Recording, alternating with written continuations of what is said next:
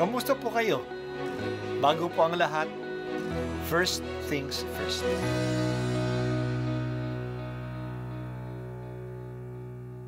Good morning po. Sinisimulan po natin ngayon ang first things first. At dito po, tinatalakay natin sa unang bahagi ng umaga natin ay ang first readings na binabasa po sa banal na misa. Ito pong tinatalakay natin kasi madalas po kasi marami na tayong alam tungkol sa gospel readings. Pero konti po ang nagsasalita sa first readings. Pero ang first readings, bahagi din po yan ng Biblia, ng banal na kasulatan.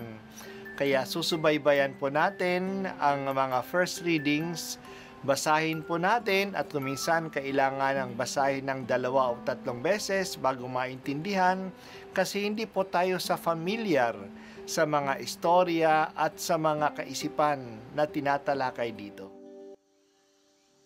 Ang pagbasa mula sa aklat ng mga bilang. Noong mga araw na iyon, nainip ang mga tao sa pasikot-sikot na paglalakbay.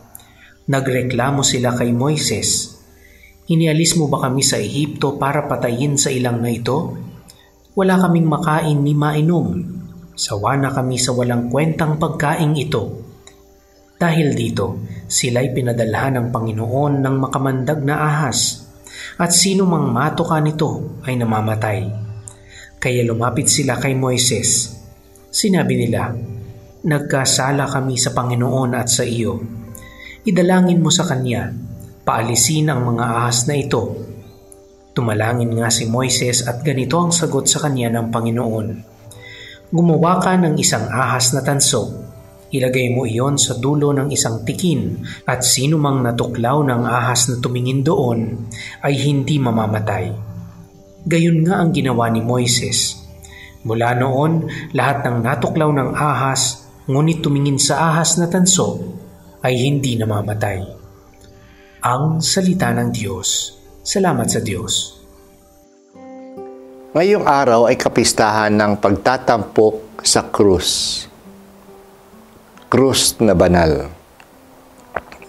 Pinaparangalan natin, dinadakila natin ang krus ni Jesus.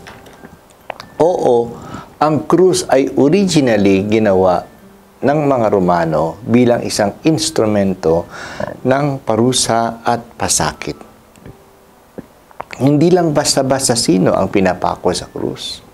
Ito'y para sa mga taong mababang uri, mga taong gustong dustain, mga tulisan, mga dayuhan, mga alipin, mga rebelde.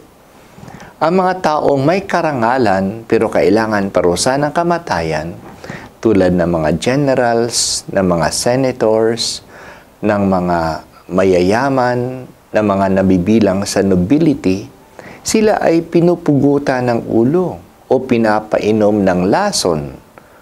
Madaling kamatayan, mabilis na kamatayan. Ang mga tulisan, ang mababang uri ng kriminal, sila ay pinapako sa krus. Matagal at masakit ang kamatayang ito. Maaring silang tumagal ng mga 3 araw o matagal pa sa krus. At kahiya-hiya ang kamatayang ito. Nakabitin sila tulad ng hubad na nakikita ng lahat ng tao. Ang instrumento ng kamatayan na kahihiyan ang pinaparangalan natin. Kasi para kay Jesus, ito'y naging instrumento ng pagpapakita niya sa atin ng kanyang dakilang pag-ibig na handa niyang danasin ang krus para sa atin. Kaya ito'y naging instrumento ng kaligtasan.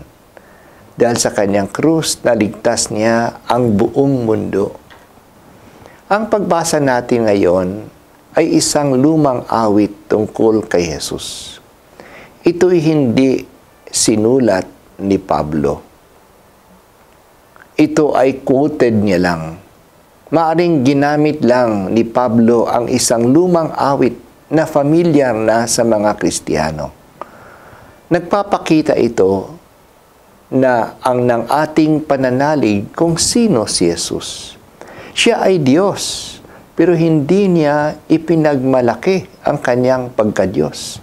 Hinubad niya ang kanyang pagka-Diyos, ang kanyang karangalan bilang Diyos, at naging tao siya.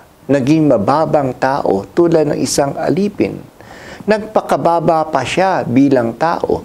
Naging masunurin siya hanggang sa kamatayan at kamatayan sa krus. Ang pinakamababang naabot niya ay siya ay namatay na nakapako sa krus. Mula doon, itinaas na siya ng Diyos.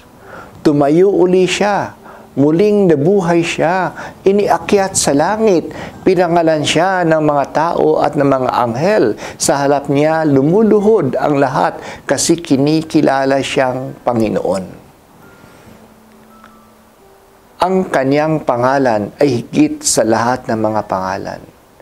Nagpakababa si Jesus at siya'y itinaas. Ang krus ay hindi na tanda ng pagkabigo. Ito'y tanda na ng tagumpay, tagumpay ng pag-ibig. Maaari palang magmahal hanggang sa kamatayan sa krus. Ang tagumpay ng pag-ibig ay nagdadala ng tagumpay ng buhay. Nagkaroon si Jesus ng bagong buhay at ngayon dinadakila na siya ng lahat. Ang paanyaya sa atin ng kapistang ito ay huwag matakot sa krus natin sa buhay. Buhatin natin ito. Gaano man ito kahirap pasanin. Pasanin natin ng may pagmamahal. Mahalin natin ang Diyos Ama. Sumunod tayo sa Kanya. Mahalin natin ang ating kapwa. Pasanin natin ang krus na binibigay nila sa atin. O ang ating krus alang-alang sa kanila. Ito ay magbibigay ng buhay. Salamat o Jesus sa iyong krus. Sa iyong kahirapan kami ay natubos. Sa iyong kamatayan kami ay nabuhay. Susunodin kami sa iyo na bitbit ang aming krus. Ito po ang unang pagbasa at ako po ay si Bishop Broderick Pabilio dito sa First Things First.